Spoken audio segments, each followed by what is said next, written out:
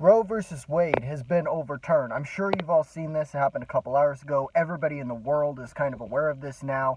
And Judge Clarence Thomas left the door open to overturn the ruling that allowed gay marriage from 2015.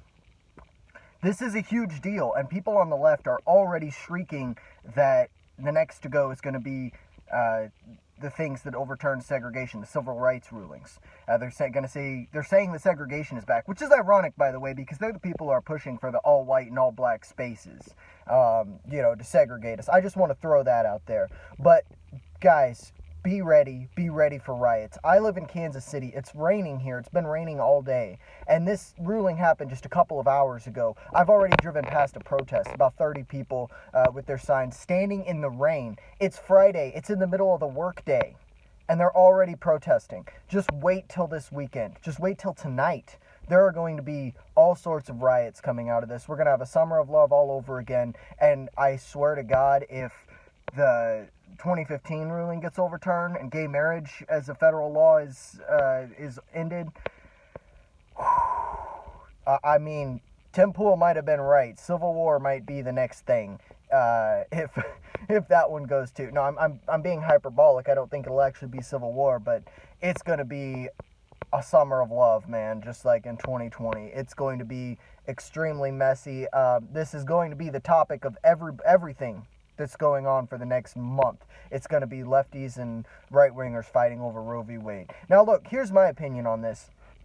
I don't want the government having a say in gay marriage. I don't want them having a say in marriage at all, actually. I don't want the government to have anything to say about marriage. That's not their place. The only thing that I can possibly see a government official having to do with marriage is overseeing if people are getting divorced and overseeing like that split, if that's the way that they want to do it, like arbitrating that.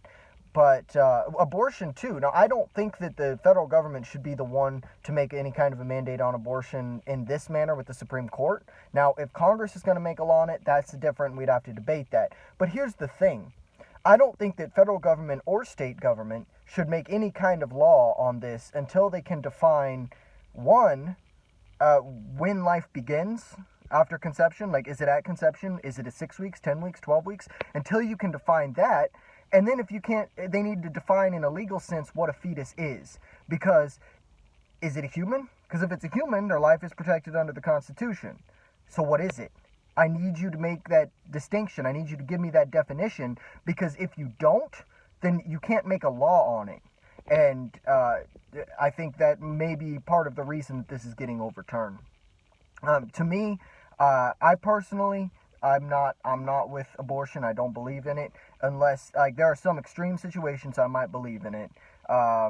But as a general rule, people that just use it because they're like, oh, economically I can't handle this right now, or so on and so on. It's like, man, I don't think that's a good excuse, because that is a human life. The only things I can think of is ectopic pregnancies where the mother's life is threatened.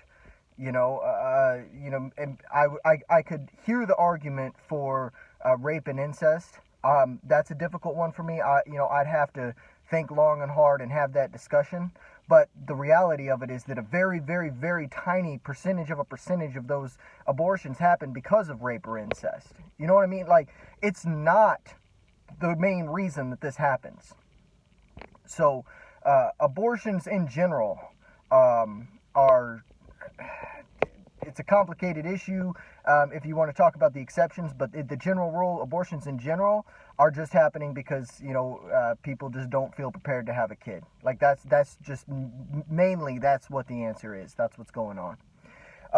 I will say that I want to just point out to all these lefties that abortions, the majority, percentage-wise, it's insane how many abortions are had by black people.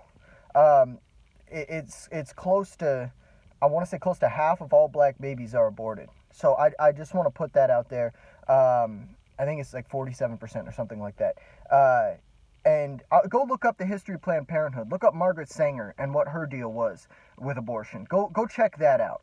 And then think a little bit. And also go look at Planned Parenthood and the other crazy stuff they do. Their little gender and sexuality bot that they use for kids. That they've designed it so kids can go ask this AI questions about gender and sexuality. This is like a government agency doing this. Planned Parenthood is a very evil organization, in my opinion.